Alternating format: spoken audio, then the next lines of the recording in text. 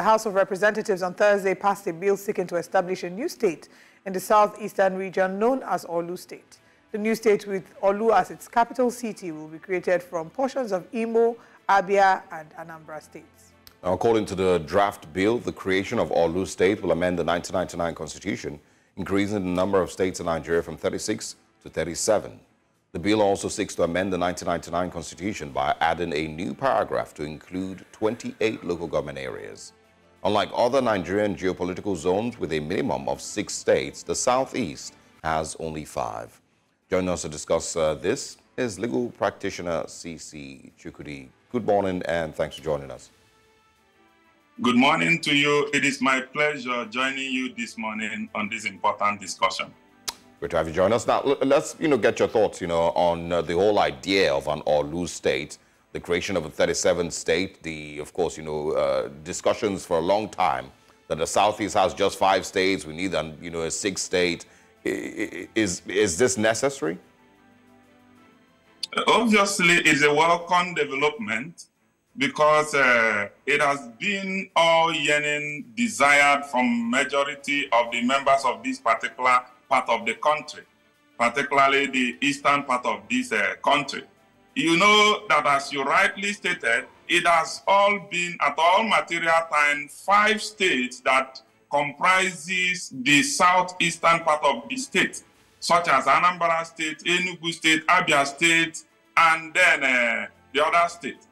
It means, so to say, that there is need for expansion so as to get development to the locality and to the people who are not close to this government. If you go around the map of these particular states, you will notice that some persons are far removed, that they find it very difficult to connect to the capital of every state. So for this area which has been selected, such from the Orlu state, that will comprise the Orlu state, this area will begin, upon the approval and assent of this particular bill, begin to enjoy the status of a new beginning. And development will get to them. It will give an even development to all the people living in that area. Okay, we'll come to... You know the areas that were mentioned as people who would be able to benefit from this. It is not an egocentric thing to the people generally and the Southeast, but for certain persons who are living within this circle but are not benefiting directly from their states because of the positions or the locations of their towns. That is important. Okay. It's a welcome development, I must say. All right. There are other things that need to be done. Of course, we'll come to what the dictates of the Constitution Amendment will look like. But how are the other ways that you think this will impact, impact people, impact the affected regions? What are the other implications of this bill, should it be passed? Yes, the other implications is that henceforth, there will be a change of identity. The people who have before now registered as members of each and individual state, like people who are from Abia State, people who are from Anambra State, and people who are from Imo State, they will begin to change their identities. Their records will be altered because it has happened before. Now, another implication to this is that people who had before now been working in various government parastatals in the various states, they would be drafted back to their local community, local state. And in which case it might either change their positions in the government or affect their identity in the government. So these are the areas it will affect them, not in the ways of economics, but generally in the ways of identity. Are there any negative aspects that we should also take into consideration? Yes. Some of these negative aspects that we take into consideration is relocations. Relocations of the people and people who are handling important files, government files, who are in the place of authorities by virtue of their change in the state. It will affect the important locations or positions which they are handling within their currently existing state. Imagine, for instance, a person who is serving as a judge in Anambra State, but a member of this particular region, purposefully to be drafted into a new state. it will affect the judgments or the proceedings of the court upon which he is currently handling. Because the law makes it clearly and sacrosanct that once a judge changes a location or place, every matters that he is handling will start de novo. It will start afresh. So these are the areas it will affect them. The matters which they are beforehand handling will start de novo, and this will be a serious cost and economic implication to the litigants in those states. Assuming, for instance, there are land tussles or serious judicial determination that is required of that judge to make, and upon the creations of this new state, it will definitely affect them. And in that case, it will be meant to start afresh and will not solve the pending problem upon which they approach the court in the first place. So these are the areas it will affect them negatively. There's arguments that there's a handful of Nigerian states that are not even viable, that a couple of these states should not even have been created in the first place. Do you think that it is necessary, instead of encouraging governments of these states that you mentioned, Imo State, Anambra, Enugu, or whichever states that are connected with this Orlu state now, wouldn't it make more sense to address the issues that these people have? Because your excuse, your reason for the creation of these states is that there are certain people that are not directly being, affected by governance in these states.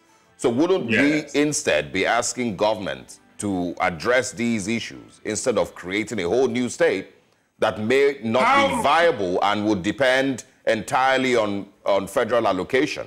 None of the southeastern states can be said to be fully self-dependent on its internally generated revenue, but you're asking that we create a whole new state to once again be asking for federal government allocation and not be able to handle its affairs by itself. And the reason behind creating this new state is simply because, well, there's people in this region that, government's not really getting to them, so let's give them a whole new state and a new governor and deputy governor and House of Assembly. Do you get my point? Can you defend the viability of this state? There is an adage that says the more the merrier. It means that it would be clearly, because in our own understanding, if you speak directly for yourself, you would certainly address central issues that are peculiar to yourself, as against those which other people are speaking for you. What do you mean by other people? Other people. If you go through the bill, the bill created a lot of local governments, up to 28 local governments. And which means that the constitution will be addressed, will be amended in order to include the additional local governments as part of the constitution, 28 in number. I imagine that Anambra State alone has 21 local governments. Look at Imo State, look at the Abia State. And this new state that is proposed to be is having about 28 local governments. It means, without mincing word and without doubt, that the level of development that will come centrally upon them will be massive, even much more against that which other states may have been contributing. But these places that you're talking about now, more than that disadvantage. But the places you're talking about now are currently under certain local government areas. It's not like they just exist. So there are persons who currently represent them at the state level and at the federal level. So, I mean, creating new local governments out of these places doesn't necessarily change anything. What this sounds like is back to the argument that the Southeasterners have always had, that they feel like they don't have enough representation in the National Assembly. And so they want to create a new state and create, an avenue where you have more people in the National Assembly representing them. But the people who currently represent them don't even do anything for them. What have the people that represent? That they do not have sufficient representation. It's not about the number, but the thing. Who has it? I mean, look at what the ones currently representing them are doing for them. Can you point out 10 things that the people currently representing every member of these communities in Imo and Anambra and Enugu and Abia and wherever these places are located? Point out 10 things that the people represented in the National Assembly have done for them. And use that to defend the need to create another 28 representatives. Yes, I have that. I have all these things. They are very clear and crystal. The point that you are trying to make is that they already have representations within the National Assembly and even in the State Assembly. But do you know of a fact that these things are compartmentalized into constituencies? And these constituencies have each representations. These constituencies are not compartmentalized in such a way that it is equal to another. That is to say, constituency A may be greater than constituency B because of the numbers of the towns and local government that constitutes a particular constituency. Now, it means that a particular person speaking for a larger constituency may not be able to get enough representation for other people who are remotely located. When you say representation, are you speaking of finances? Are you saying resources, financial resources, or what do you mean by representation? I am speaking of bringing the desired need of that particular area, because the need of the constituency, the people living in town A, are different from the people living in town B. And as a matter of fact, the constituency development projects and other things which they desire may not be even for them. So you cannot, while speaking for constituency A, desire a pure water for them, and then the other people desired a bridge which will access them into their farm and be able to bring out their products from the farm. All right. And when you have canvassed for one and being unable to canvass for two, the representation is not even. Okay, so the argument in support of this is that most geopolitical zones have a minimum of 6 states, and the Southeast has only 5.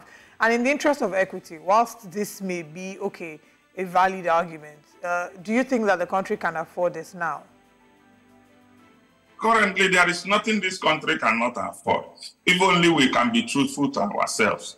What we are doing is robbing Peter to pay Paul. But if the country can be truthful and sit upon the table with a sincere mind, there is no form of development that we cannot achieve in this country.